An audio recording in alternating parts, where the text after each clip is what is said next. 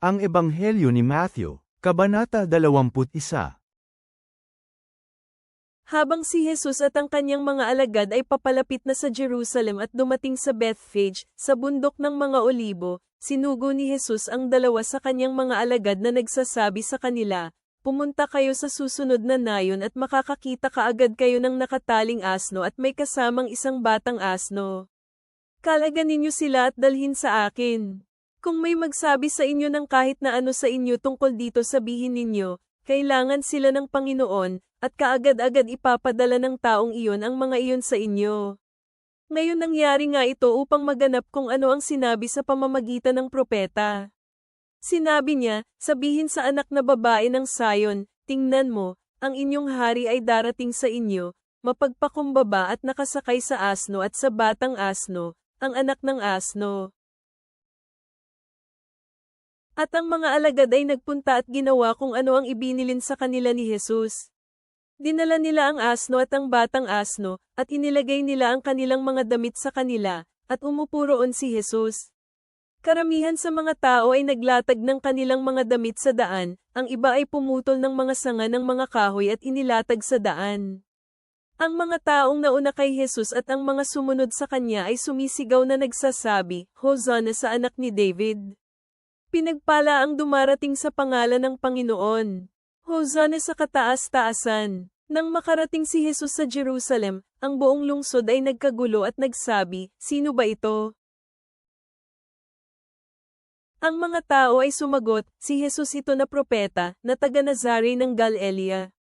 Pumasok si Jesus sa templo ng Diyos, at pinaalis palabas ang lahat ng mga namili at nagbebenta sa templo. At pinagbubuwal din niya ang mga mesa ng mga mamamalit ng pera at ang mga upuan ng mga nagbebenta ng mga kalapati. Sinabi niya sa kanila, "Ito ay nasusulat, ang aking tahanan ay tatawaging bahay panalanginan, ngunit ginawa ninyo itong lungga ng mga magnanakaw." At pumunta sa kanya sa templo ang mga bulag at mga lumpo at sila ay pinagaling niya. Subalit nang makita ng mga pinunong pari at ng mga eskriba ang mga kamanghamanghang mga bagay na kanyang ginawa, at nang mapakinggan nila ang mga bata na sumisigaw sa templo at nagsasabi, "Hosanna sa anak ni David," sila ay lubhang nagalit. Sinabi nila sa kanya, "Narinig mo ba kung ano ang sinasabi ng mga taong ito?" Sinabi ni Jesus sa kanila, "Oo. Ngunit hindi ba ninyo nababasa, na mula sa mga bibig ng mga sanggol at mga sumususo pa lamang ay ginawa mong ganap ang papuri?" At iniwan sila ni Jesus at nagtungo sa lungsod ng Betania at natulog doon. Kinaumagahan ng pabalik na si Jesus sa lungsod, nagutom siya. Nakakita siya ng puno ng igos sa tabi ng daan. Pinuntahan niya ito, subalit wala siyang nakitang bunga kundi mga dahon lamang. At sinabihan niya ito, "Hindi ka na magbubunga mula ngayon at magpakailanman." Kaagad-agad ang puno ng igos ay natuyo. At nang makita ito ng kanyang mga alagad, namangha sila at sinabi, "Paanong ang puno ng igos ay kaagad-agad na natuyo?" Sumagot at sinabi ni Jesus sa kanila, "Totoo itong sinasabi ko sa inyo, kung kayo ay may pananampalataya at hindi mag-alinlangan, hindi lang ninyo magagawa kung ano ang nangyari sa puno ng igos, maaari ninyo ring sabihin sa burol na ito, mayangat ka at may hagis sa dagat, at ito ay magaganap. Lahat ng hihilingin ninyo sa panalangin na may paniniwala, matatanggap ninyo." Nang dumating si Jesus sa templo, pumunta sa kanya ang mga punong pari at mga nakatatanda sa mga tao habang siya ay nagtuturo at sinabi nila sa kanya, "Sa anong kapangyarihan ginawa mo ang mga bagay na ito? At sino ang nagbigay sa iyo ng kapangyarihan na ito?" Sumagot si Jesus at sinabi sa kanila, "Ako rin ay magtatanong sa inyo ng isang tanong. Kung sasagutin ninyo ako, sasagutin ko rin kayo kung sa anong kapangyarihan ginawa ko ang mga bagay na ito. Ang bautismo ni Juan, saan ba ito galing? Galing ba sa langit o sa mga tao?" Pinag-usapan nila ito sa kanilang mga sarili, na nagsasabi, "Kung sasabihin natin na, nagmula sa langit," sasabihin niya sa atin, "Bakit hindi kayo naniwala sa kanya?" Kung sasabihin natin na, galing sa tao, natatakot tayo sa mga tao, sapagkat kinikilala nila si Juan bilang isang propeta. Sumagot sila kay Jesus at nagsabi, "Hindi namin alam." Sinabi rin niya sa kanila, kung gayon hindi ko rin sasabihin sa inyo kung sa anong kapangyarihan ginawa ko ang mga bagay na ito. Subalit ano sa palagay ninyo? May isang tao na may 2 anak na lalaki. Pumunta siya sa una at sinabi, "Anak, pumunta ka at magtrabaho sa araw na ito sa ubasan." Sumagot ang anak at nagsabi, "Ayaw ko." Subalit, pagkatapos nito nagbago ang kanyang isip at pumunta siya. At ang taong ito ay pumunta sa kanyang pangalawang anak at nagsabi ng ganoon din. Sumagot ang anak na ito at nagsabi, "Ginoo, pupunta ako." Ngunit hindi siya pumunta. Alin sa 2 anak na lalaki ang sumunod sa kalooban ng kanilang ama? Sabi nila, ang nauna.